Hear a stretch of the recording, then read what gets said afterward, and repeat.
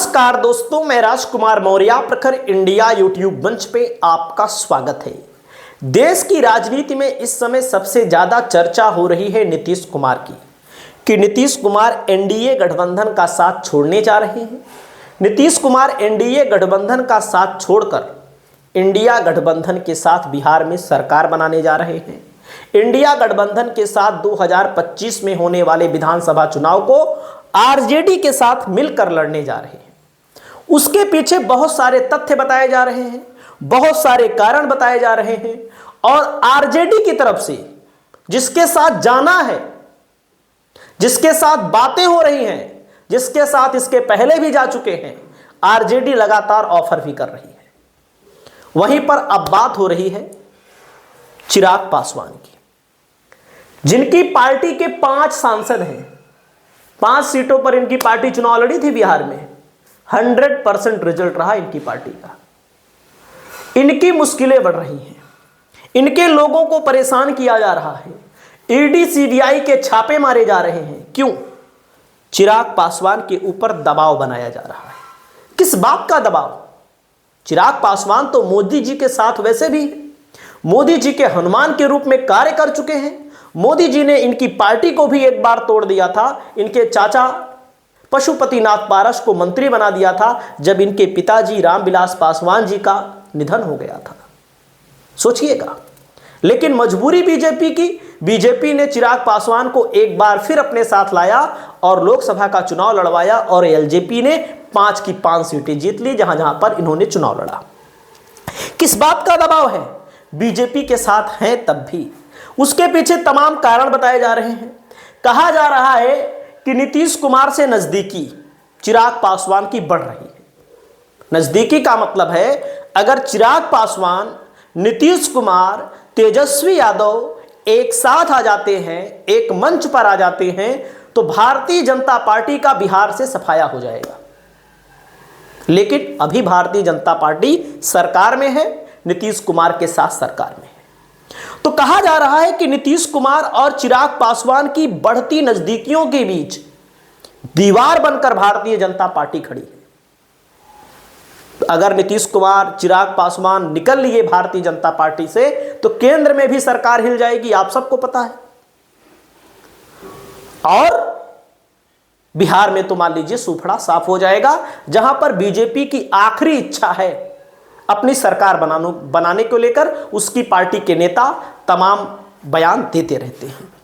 अगला नंबर मैं आपको बताना चाहता हूं चिराग पासवान और अमित शाह। अमित शाह को लेकर खबर है उत्तर प्रदेश से। उत्तर प्रदेश में अभी अटल जी की 100वीं जयंती थी।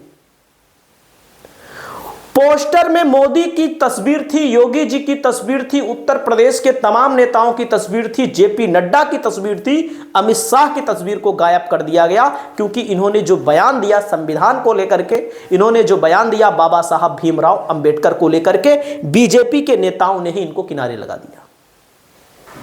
अब मैं आपको बताना चाहता हूं अमित शाह और मोदी फंसे हुए हैं बीच में, खास करके चिराग पासवान और नीतीश कुमार को लेकर के।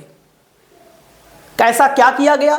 चिराग पासवान की पार्टी पर दबाव बनाया जा रहा है कि चिराग पासवान अपनी पार्टी को भारतीय जनता पार्टी में विलय कर लो। इससे फायदा क्या होगा बीजेपी का? बीजेपी के सांसदों की संख्या भी बढ़ जाएगी क्योंकि बीजेपी के पास 240 सांसद हैं। बीजेपी पहला टारगेट चिराग पासवान को पूरा करेगी। 40 से 45 सांसद बीजेपी के बन जाएंगे। 240 से 245 संख्या पहुंच जाएगी। और बीजेपी की कोशिश एक और है, नीतीश कुमार को निपटाना। बीजेपी नीतीश कुमार को निपटाना चाहती है लेकिन बिहार में उसके पास चेहरा ही नहीं है और एक चेहरे की तलाश में है। जैसे बीजेपी ने ठाकुर मुख्यमंत्री भी बनाया है, ब्राह्मण भी बनाया है और ओबीसी भी बनाया है। तो उसकी कोशिश है कि एक दलित मुख्यमंत्री बनाने की। इसके लिए चिराग पासवान के ऊपर दबाव बनाया जा रहा है कि चिराग पासवान अपनी पार्टी का विलय कर दो भारतीय जनता पार्टी में।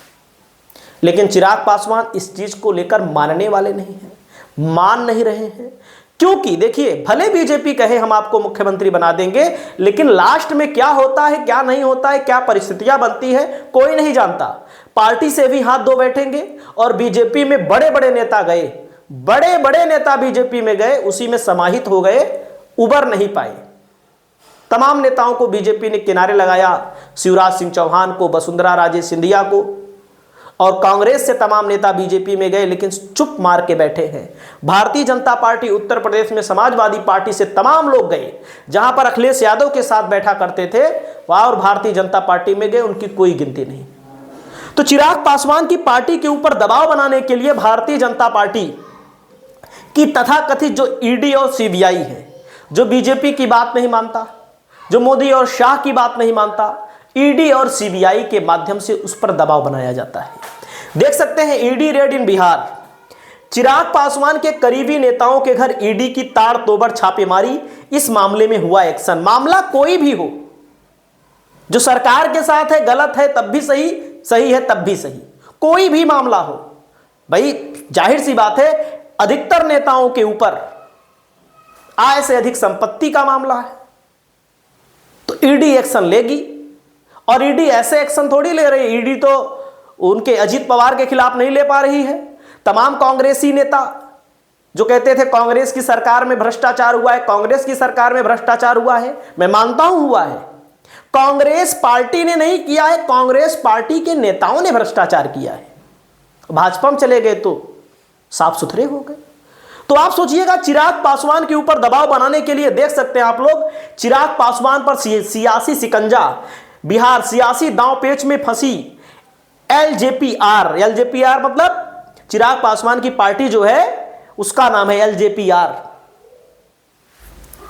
पर चिराग पासवान लोक जनशक्ति पार्टी, रामविलास पहले लोक जनशक्ति पार्टी था, बीजेपी ने इनकी पार्टी को तोड़ा। लोक जनशक्ति पार्टी असली वाली किसके पास वर्तमान में है?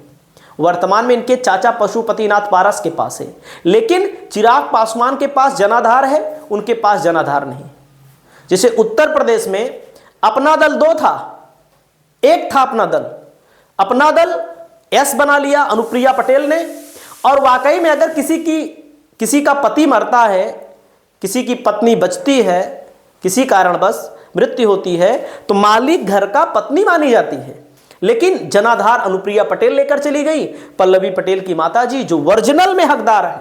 समाज की यही हकीकत समझिए, समाज जो है ओरिजिनल हकदार पल्लवी पटेल की माताजी, अनुप्रिया पटेल की माताजी हैं, लेकिन समाज उनके साथ नहीं है, समाज अनुप्रिया पटेल के साथ है। आप सोचिए, शिवसेना का मामला यही था, 2 शिवसेना बीजेपी ने कर दिया, तोड़ दिया उद्धव ठाकरे, लेकिन जनता शिंदे की तरफ ज्यादा है। रिजल्ट के माध्यम से ही आप देख लीजिए, उसमें कुछ कहना नहीं है। शरद पवार ने बनाया एनसीपी, शरद पवार एनसीपी, लेकिन एक एनसीपी लेकर चले गए भतीजे। लोकसभा के चुनाव में तो जनाधार इनके पास था, शरद पवार के पास, लेकिन विधानसभा में उनके साथ चला गया। तो बीजेपी की कोशिश है नकेल शिकंजा। देख सकते हैं चिराग पासवान के करीबी हुलास पांडे के घर ईडी की रेड, पटना और बेंगलुरु में छापेमारी। सोचिएगा कैसी बात है, इसका मतलब चिराग पासवान के ऊपर कुछ ना कुछ सियासी दबाव बनाया जा रहा है कि अपनी पार्टी का विलय भारतीय जनता पार्टी में कर लो, हम आपको राजनीति में बहुत आगे ले जाएंगे। लेकिन आप सबको पता है अपनी पार्टी अपनी होती है, और भारतीय जनता पार्टी में बड़े बड़े नेता गए, चेक कर लीजिए, कांग्रेस से तमाम नेता गए, कोई गिनती नहीं, सपा से गए, बसपा से गए, हाँ कुछ नेता अमित शाह और मोदी के करीबी हो गए, तो उनकी बल्ले बल्ले हो गई, जो करीबी नहीं बन पाते उनकी बल्ले बल्ले नहीं हो पाती। तो आपकी क्या राय है चिराग पासवान के बारे में, नीतीश कुमार के बारे में? कमेंट करके बताइए। नमस्कार।